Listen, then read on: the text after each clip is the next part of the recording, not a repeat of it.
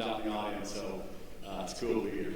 First lady and children doing well, back in school? Back in school, dropped them off at school this morning before heading over here to Tulsa, and just leaving here, going to Stillwater, moving my oldest son into his freshman year at OSU. They were so fast. They really did. And my daughter goes to school in Texas. She just got engaged, so I've got a future son-in-law coming. That's exciting. Wedding to plan. And I like the guy too, so that's a plus. Even better. That's even better. All right, well, I know everybody's here. They really want to hear about the state of our great state of Oklahoma. Now, your administration has really emphasized bringing major corporations to Oklahoma. As a former businessman, as our chief executive of our state, you have really been playing a key role in bringing in Project Ocean, Tesla, to build factories in Oklahoma. What, as your work as a CEO, what was it like being in those rooms and hearing those talks? And what did you say to really sell Oklahoma? Well, first off, people ask me all the time, like, what is Elon Musk like? Exactly. He's a weird cat, okay? No, I mean, he's a smart guy, visionary guy, and I tell people, getting in the room with those people, Oklahoma is well positioned for a lot of those major opportunities. Right now, we have the lowest unemployment in our state's history. Google has their largest center here in Oklahoma. We've landed Canoe, which is an electric vehicle company, USA Rare Earth Minerals, which is, just to brag on them for a second, that is the first of its kind mineral to magnet manufacturer anywhere in the U.S., and they chose to be located in Oklahoma because they understand our pro-business values, and they knew it was going to be complicated getting a new process approved. 90% of that supply chain is located in China, so it was a huge win for us to bring them here. But also, there's an arbitrage right now in Oklahoma. We know because we live in Tulsa, but the quality of life in Oklahoma City, our rural communities, in Tulsa, it's just amazing. Like, for example, we're 108% lower cost of living than it is in California. Our housing is 430% lower than California, okay? 40% lower wages than California because our cost of living is so much lower. So companies are about bottom line, and they are looking to Oklahoma, states like Oklahoma, to relocate to. So I've got to tell you, my Economic Developer of the Year award, I could give it to a lot of folks, but I decided to give that award to Governor Kevin Stitt of California. Okay? He has done so much for our state. We're now number 11 in the country in migration, people moving to our state. 11 out of the last 14 quarters, we have the lowest electricity cost to the consumer and to the business. And so it's just, we've got a lot of runway in front of us, a lot of blue skies, and we're excited about the opportunities. Yeah, so many selling points for Oklahoma. So many. Now, multiple bills passed in 2022 was really geared toward improving teacher recruitment and retention. It's a key issue for our schools as they go back to school.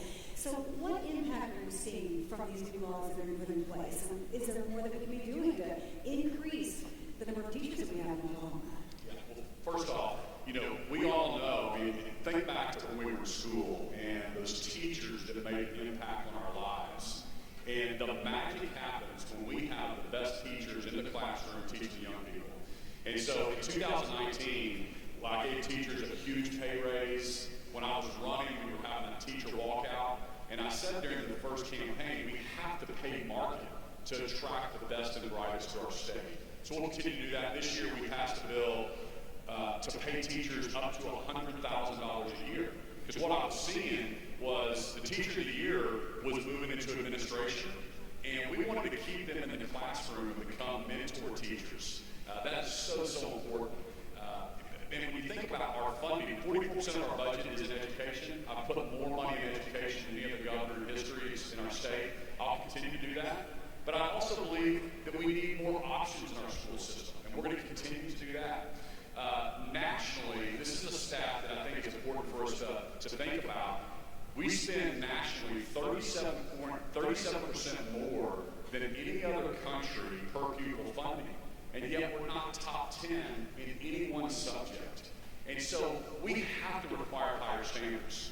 back in 2014, we passed the Reading Sufficiency Act, and it's really like a third grade reading level. We should not be moving kids on if they don't read at a grade level in third grade. It just sets them up to failure.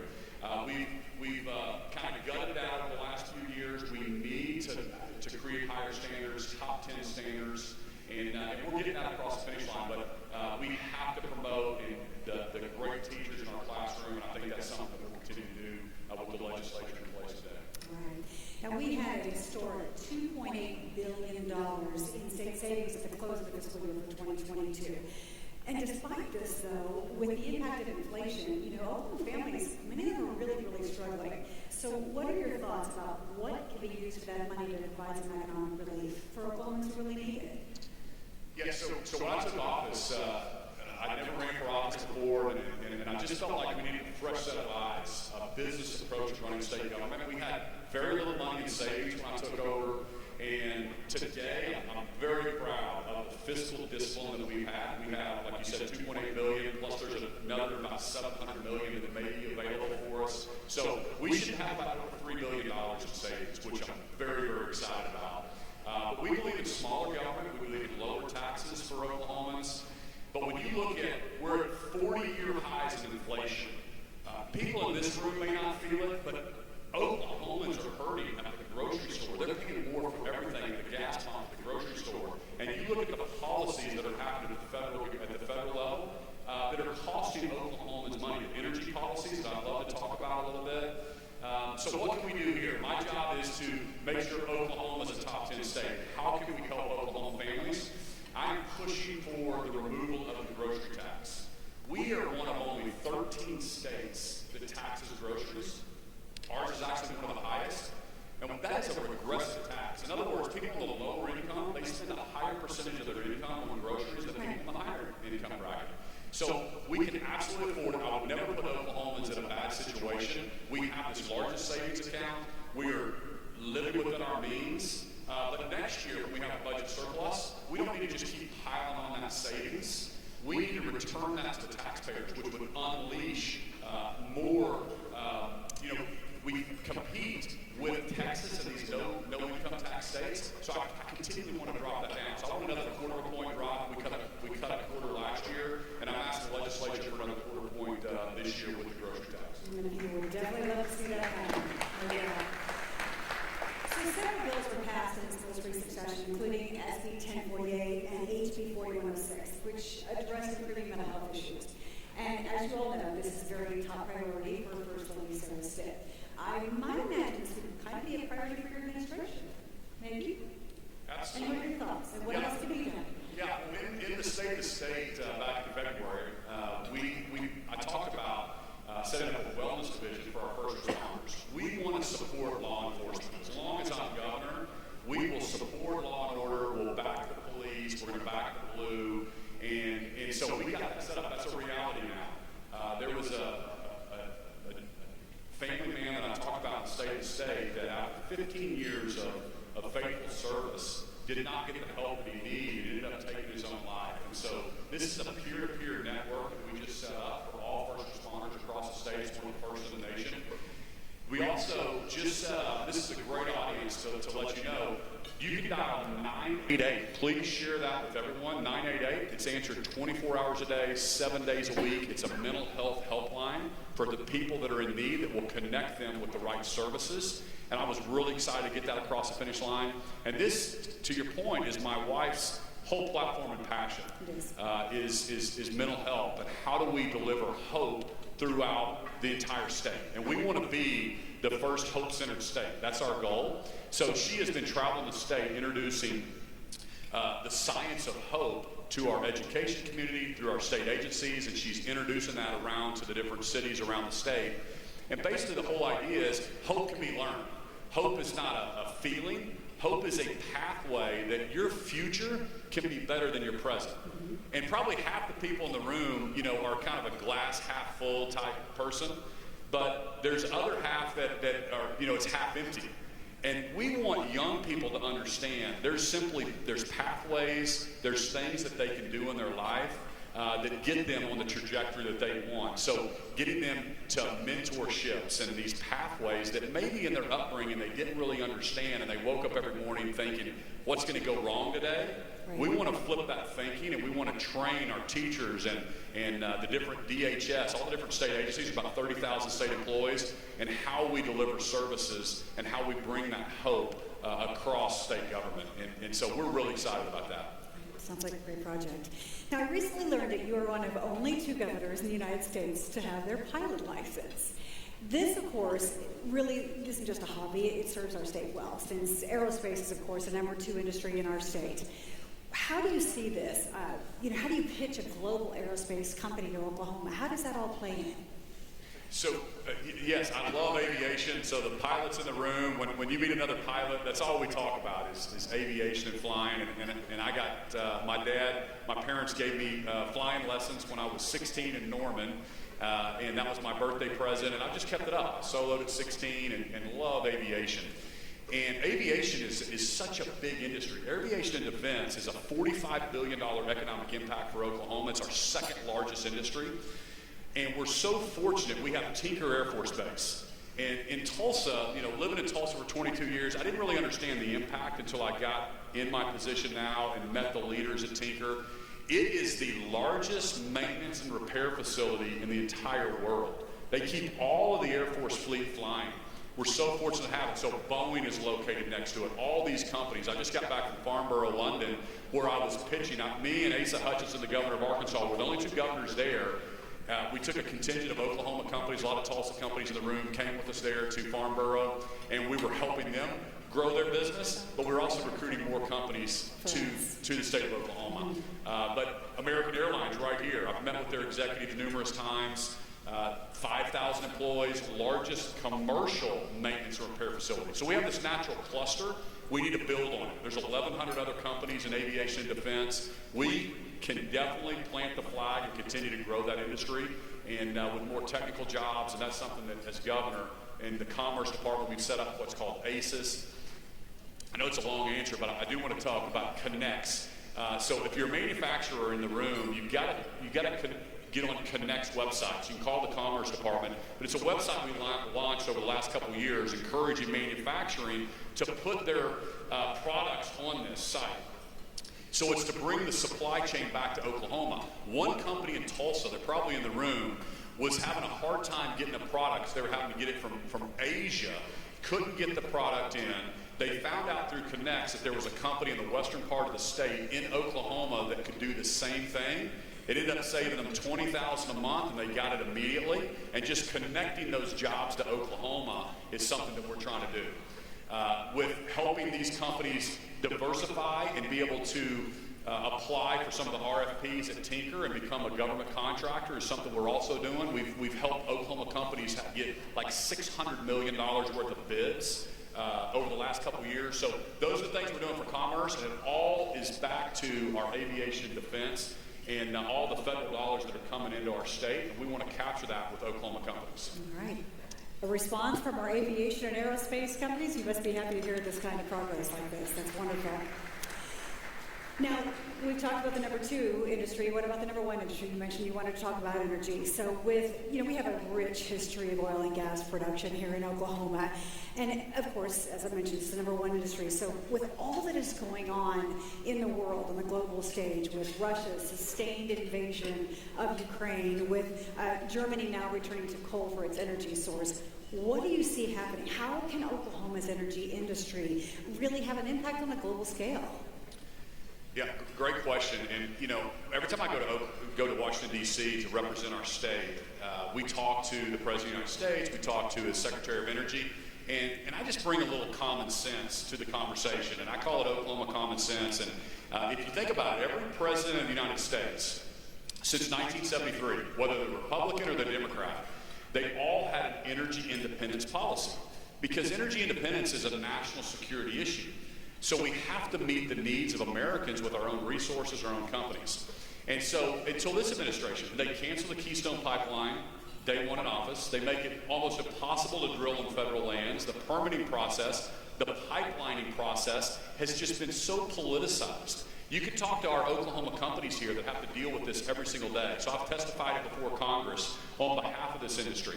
And this is kind of my speech to the Washington, D.C. crowd. We're so proud of our oil and gas industry in Oklahoma. We're number 6 in oil production, number 4 in natural gas production.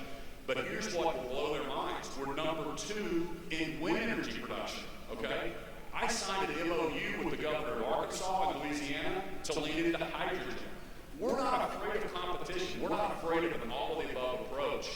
But you're fooling yourself if you think you can bury your head in the sand and think that we don't need oil and gas. And their solution is to buy oil from Russia. But here's the problem. When you choke off supply and demand is the same, prices are going to go up. And that means prices not just at the pump, but prices at the grocery store and prices everywhere. I was just at an event earlier, and a lady comes up to me and shows me, it was actually a bill from Claremore. Hopefully nobody here from Claremore in the city department, but she showed me her utility bill, and it had a $116 fuel charge on that bill. $116. She said, I can't afford this, Governor. Her bill was $259, and she had a $116 million fuel bill.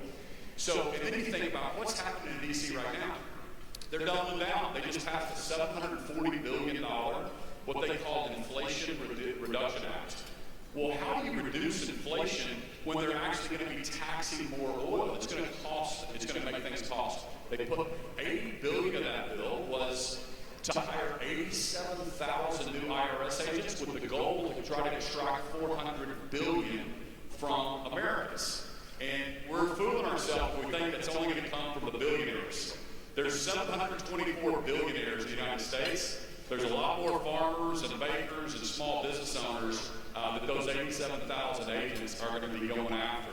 And so it's going to make everything cost more. We're dealing with it. They need some common sense. We're not afraid of a transition. We're not afraid of renewals. We're leaning into it. University of Tulsa's Research Center here is doing an amazing job researching that.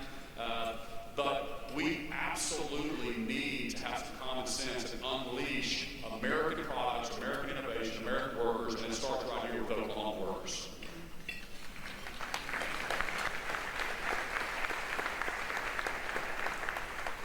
There's another growing industry, of course, in our state, medical marijuana. A lot of time was spent in the last session reforming the laws, making sure that the growers and dispensaries are operating legally.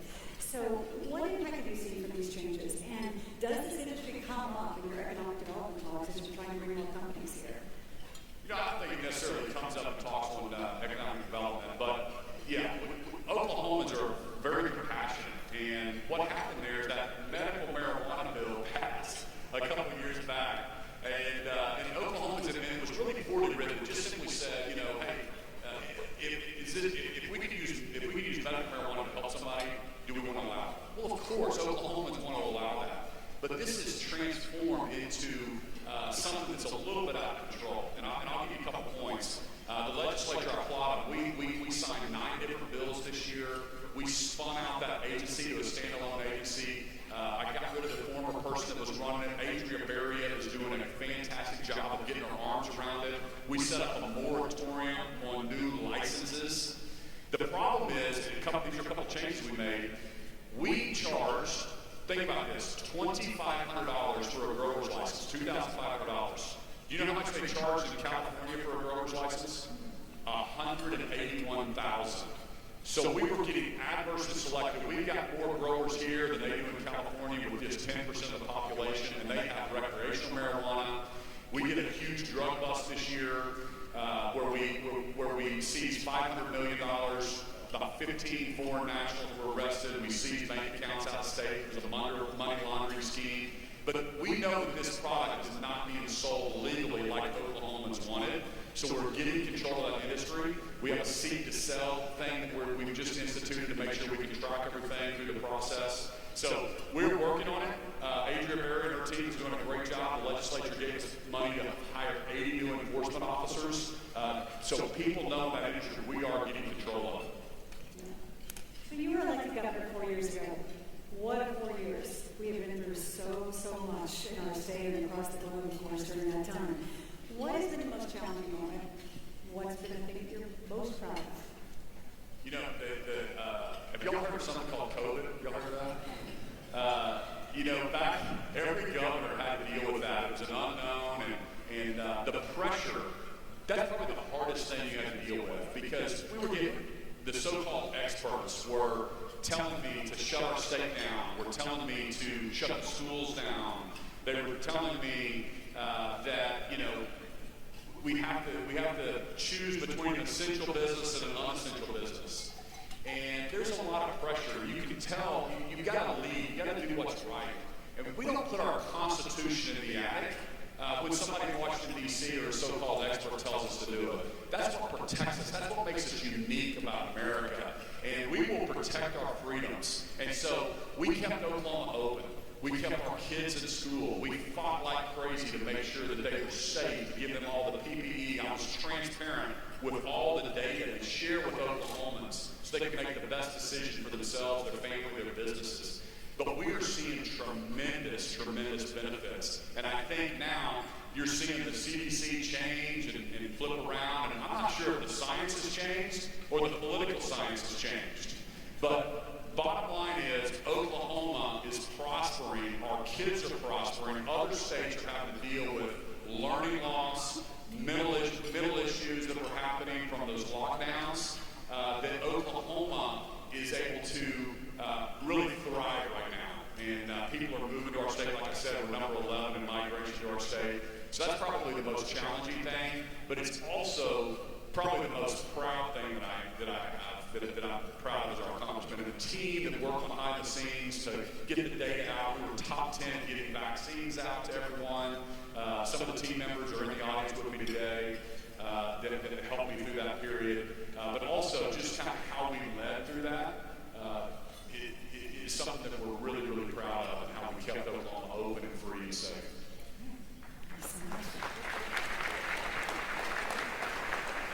So probably about the last question, Governor, we just have a couple more minutes, about 4 more minutes. Oklahoma has a unique opportunity. We've got $2 billion of ARPA funding available. What's your vision for the use of these funds? Perhaps a one-time investment. What do you do with that money? Yeah, it is a great generational impact for Oklahoma. It's about $1.8 billion.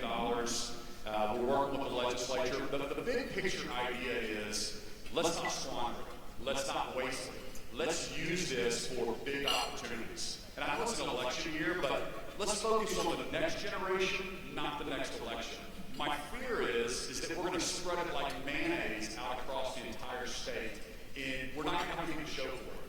So when you think about economic development, we're showing the industrial park in Pryor is kind of, it's where everybody is going right now, because they have shovel-ready sites. I know Dave Stewart and his team, I talked to them in the back there, doing a great job of promoting that. But we need more of those sites around the state. So how can we develop other industrial sites in West Tulsa, in southern Oklahoma, in northern and western Oklahoma? And so that would be my big focus and my big request for the legislature is really let's do some transformational ideas.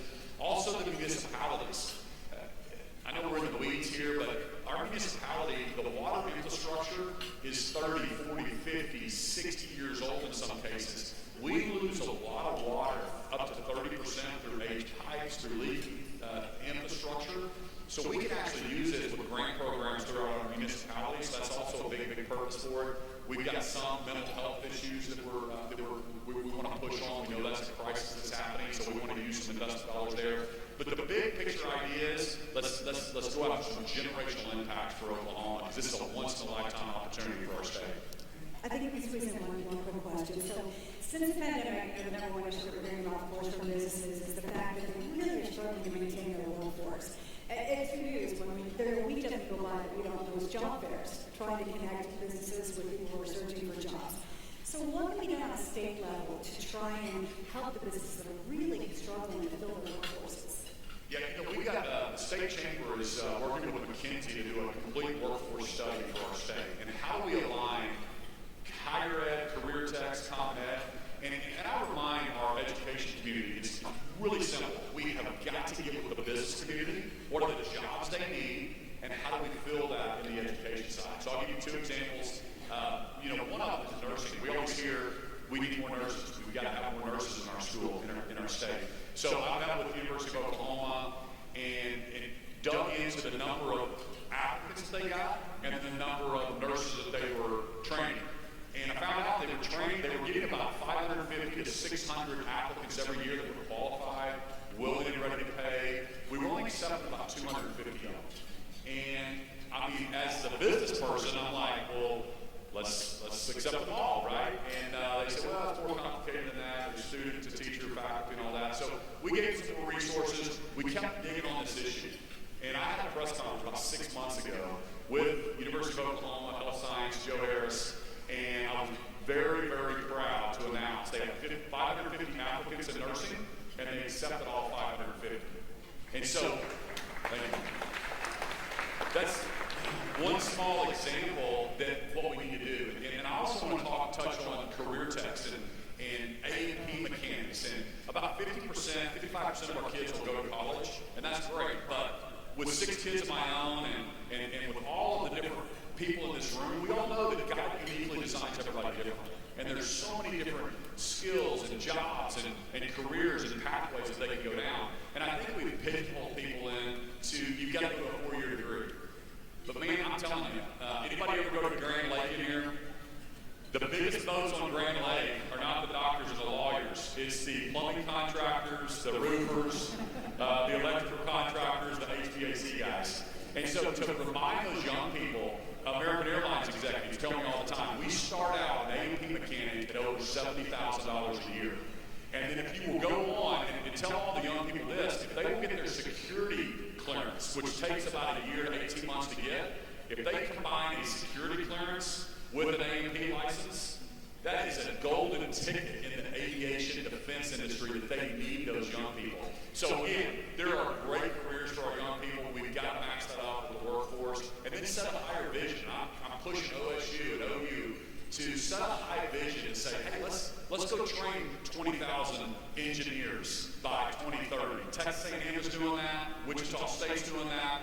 We need to do that to meet the needs of the companies that are wanting to move here to Oklahoma. Absolutely. Governor, thank you so much for sharing your state of the state. Thank you. Thank you. Governor Kevin Stitt.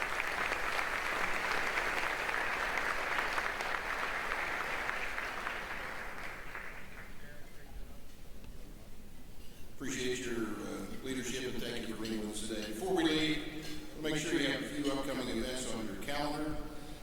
First, August 31st.